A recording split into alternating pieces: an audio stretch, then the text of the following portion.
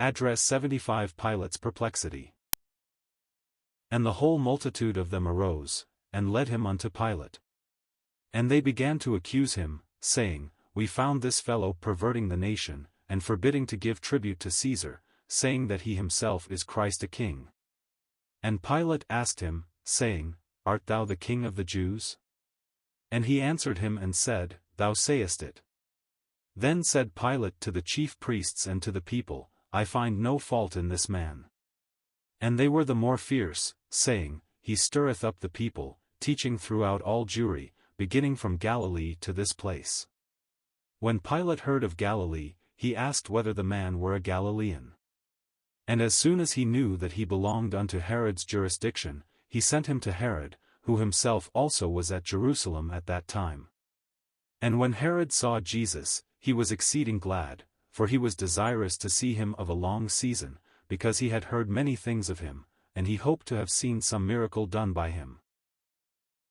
Then he questioned with him in many words, but he answered him nothing. And the chief priests and scribes stood and vehemently accused him. And Herod with his men of war set him at naught, and mocked him, and arrayed him in a gorgeous robe, and sent him again to Pilate. And the same day Pilate and Herod were made friends together, for before they were at enmity between themselves. And Pilate, when he had called together the chief priests and the rulers and the people, said unto them, Ye have brought this man unto me, as one that perverteth the people, and, behold, I, having examined him before you, have found no fault in this man touching those things whereof ye accuse him, no, nor yet Herod, for I sent you to him, and, lo, nothing worthy of death is done unto him. I will therefore chastise him, and release him.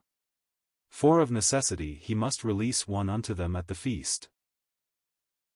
And they cried out all at once, saying, Away with this man, and release unto us Barabbas, who for a certain sedition made in the city, and for murder, was cast into prison. Pilate therefore, willing to release Jesus, spake again to them. But they cried, saying, Crucify him, crucify him. And he said unto them the third time, Why, what evil hath he done? I have found no cause of death in him, I will therefore chastise him, and let him go. And they were instant with loud voices, requiring that he might be crucified.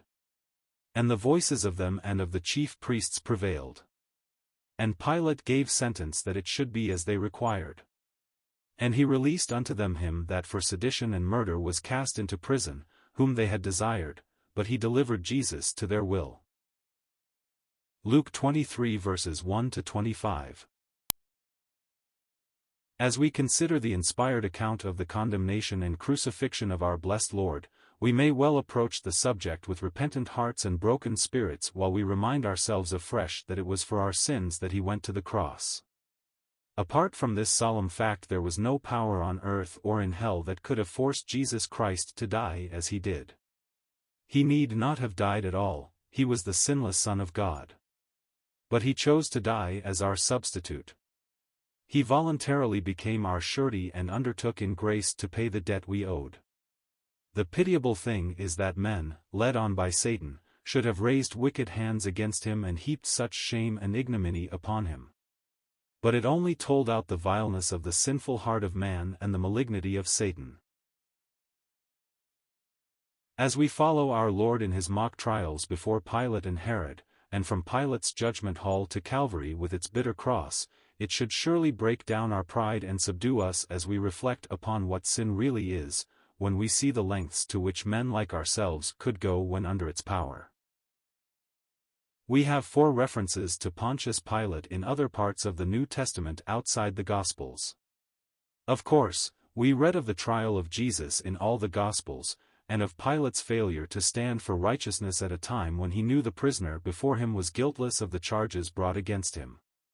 When the Apostle Peter was addressing the people of Israel after Pentecost, Acts 3 verses 13 and 14, he said, The God of Abraham, and of Isaac, and of Jacob, the God of our fathers, hath glorified his Son Jesus, whom ye delivered up, and denied him in the presence of Pilate, when he was determined to let him go. But ye denied the Holy One and the Just, and desired a murderer to be granted unto you. In Acts 4 verse 27. We hear Peter speaking in prayer to God, saying, "For of a truth against thy holy child Jesus, whom thou hast anointed, both Herod, and Pontius Pilate, with the Gentiles, and the people of Israel, were gathered together." Then in chapter 13:28, when Paul was preaching in the synagogue at Antioch of Pisidia, he said, "And though they found no cause of death in him, yet desired they Pilate that he should be slain." In writing to his own convert, the young preacher Timothy, Paul reminds him, in 1 Timothy, of the faithful testimony of our Lord on the occasion of his trial. In 1 Timothy 6 verse 13, he said, "I give thee charge in the sight of God, who quickeneth all things, and before Christ Jesus, who before Pontius Pilate witnessed a good confession, that thou keep this commandment without spot, unrebukable, until the appearing of our Lord Jesus Christ." Pontius Pilate's name stands out in the Word of God and on the pages of history for eternal infamy. I suppose there is no other mortal man whose name is mentioned as frequently as the name of Pontius Pilate. Every Lord's Day and often on many other occasions, hundreds of thousands of professed Christians gathered together in various places, repeat the words found in the Apostles' Creed, "Crucified under Pontius Pilate," and so Pilate's name is repeated and has been repeated all down through the centuries as the one who condemned the innocent Christ to death. And Pilate has not heard the last of it yet. When he stands finally at the great white throne, he will see sitting on that throne the one who once stood as a prisoner before him, the one whom he pronounced to be innocent of the charges against him, and yet whom he delivered up to be crucified. The trouble with Pontius Pilate was this: he was so filled with selfish ambition, a desire to win the favor of the powers above him and even of the people whom he ruled, that he did not have the manhood, the conscientious principle, to stand up for what he knew to be right.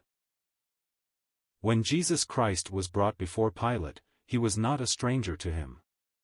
Pilate had heard of Jesus before, he knew of his ministry in Israel, and he knew it was because of envy that the chief priests had delivered Jesus to be tried.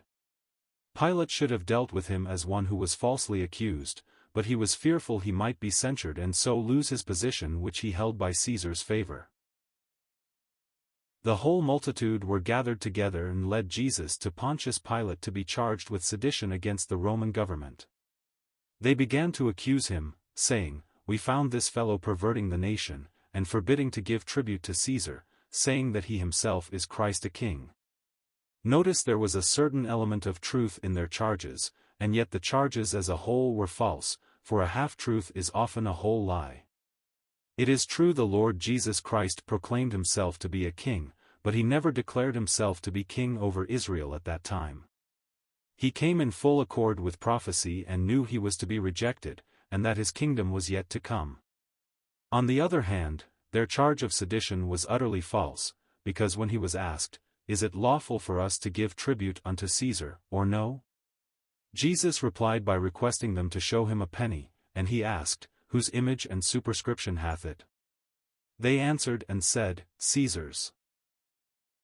And he said unto them, "Render therefore unto Caesar the things which be Caesar's, and unto God the things which be God's." Luke 20 verses 24 and 25. They heard him say this, therefore, they lied when they came before Pilate and said he had forbidden them to give tribute to Caesar. Pilate put the question definitely, "Art thou the king of the Jews?" The Lord answered, "Thou sayest it."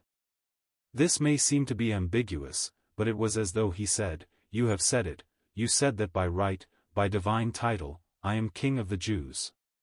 He had not stressed that as he went about ministering among the people, but the question was put to him, and he confessed that he was indeed the one whom God had sent to rule Israel. Pilate turned to the chief priests and to the people and said, "I find no fault in this man." And they were the more fierce. They would not listen to anything that could be said in behalf of Christ. They cried, "He stirreth up the people, teaching throughout all Jewry, beginning from Galilee to this place." When Pilate heard the word Galilee, he thought he had found a loophole through which he might escape responsibility, so he asked whether the man were a Galilean. When he learned that Jesus came from Galilee, he saw an opportunity to turn the judgment of Christ over to someone else. Herod was tetrarch, or governor of Galilee, who had come down to Jerusalem in order to keep the feast of the Passover, and as soon as Pilate knew that Jesus belonged to that jurisdiction he sent him to Herod, who, when he saw Jesus, was glad. He was delighted to see him, he had heard so much of him. He was always interested in wonder-workers and those whom the people lauded. He had been interested in John the Baptist until John faithfully said to him, as he pointed to another man's wife who was sitting by his side, "It is not lawful for thee to have her." Matt. 14:4. In indignation Herod put John the Baptist in prison, and, later to satisfy that woman's desire for vengeance, Herod decapitated him. Now here was a man who was reported to have wrought great miracles, and Herod was glad to see him, and hoped to see some wonder done by him. Then he questioned with him in many words, but he answered him nothing.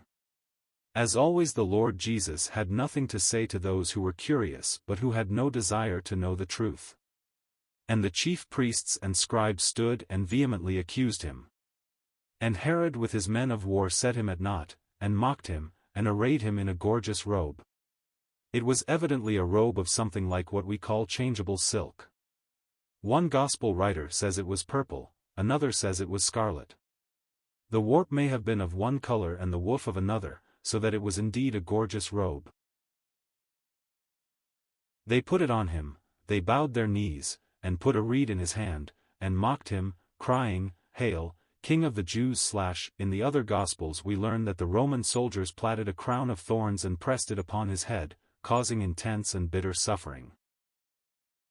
We read in the next verse, "The same day Pilate and Herod were made friends together, for before they were at enmity between themselves." Here were two crafty politicians who hated and distrusted each other, but they could agree in rejecting the Lord Jesus Christ. Herod sent Jesus back to Pilate. And Pilate, when he had called together the chief priests and the rulers and the people, said unto them, "Ye have brought this man unto me, as one that perverteth the people, and, behold, I, having examined him before you, have found no fault in this man touching those things whereof ye accuse him, no, nor yet Herod, for I sent you to him, and, lo, nothing worthy of death is done unto him. I will therefore chastise him, and release him." This was the second session in Pilate's courtroom. It took place after Jesus had returned from Herod, where he had been set at naught, but no charge sustained against him. "I, having examined him before you, have found no fault in this man." Pilate's declaration should have meant the acquittal of Jesus, but that would not satisfy his relentless enemies, who were determined that he must die, little realizing that his death was predetermined by God for our salvation. Acts 2 verse 23. No, nor yet Herod. This godless king had not dared to condemn Jesus to death, for he well knew he was not guilty of the charges, either of blasphemy or sedition, which were brought against him. Pilate said, "I will therefore chastise him, and release him." To inflict chastisement on an innocent man was preposterous, but Pilate evidently thought by this to placate the Jewish leaders and so he could release Jesus from any greater condemnation. It had been the custom for some time, that a notable prisoner would be set free at the Passover, and Pilate grasped at the thought that he might act upon that and release Jesus. There was a prisoner named Barabbas awaiting execution, and so he proposed, as recorded in another Gospel, "Whether of the twain will ye that I release unto you?" They said, "Barabbas." Matt. 27:21. Barabbas was a notable rebel. He was in prison for sedition and murder. But the people cried all at once, "Away with this man, and release unto us Barabbas." With one voice they chose for release this famous champion of Jewish nationalism who was condemned to die. They demanded instead the death of Jesus, the innocent one. It is written, Matt. 27:22. That Pilate put the solemn question, "What shall I do then with Jesus which is called Christ?"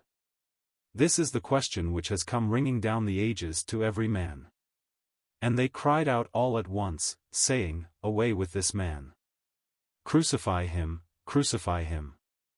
Pilate felt he was helpless before the multitude if he was going to save his own reputation, for he was afraid that the Jews would bring a charge against him. And he said unto them the third time, "Why, what evil hath he done? I have found no cause of death in him, I will therefore chastise him, and let him go. And they were instant with loud voices, requiring that he might be crucified. And the voices of them and of the chief priests prevailed. Pilate went against his own conscience, he went against his own best judgment, he went against the pleadings of his wife, who sent a message to him, saying, Have thou nothing to do with that just man, for I have suffered many things this day in a dream because of him. Matt 27:19. And Pilate gave sentence that it should be as they required. And he released unto them him that for sedition and murder was cast into prison, whom they had desired, but he delivered Jesus to their will. In the choice that was made that day between Jesus and Barabbas, we find the choice not only of Israel, but also the choice that the nations have been making all down through the centuries. They have chosen a murderer, a malefactor, instead of the Lord of glory. If Christ had been received, he would have brought peace and righteousness to the world, but because he was not chosen, the nations have been dominated by men of the spirit of Barabbas, in a large measure, ever since that fatal day. The world, itself, has been soaked with the blood of millions of people who have died because of the awful conditions which have ensued through the rejection of the Prince of Peace. The question comes to every one of us as individuals, what shall I do then with Jesus? You who have heard the story of Jesus all your lives, do you still vacillate just as Pilate vacillated? Though you know you should receive Christ, are you afraid as Pilate was afraid? Do you fear what man will say more than what God would say? If you have never yet trusted Christ Jesus, I plead with you to answer, not Barabbas, but this man, for through this man is preached unto you the forgiveness of sins, and by him all that believe are justified from all things, from which ye could not be justified by the law of Moses. Acts 13 verses 38 and 39.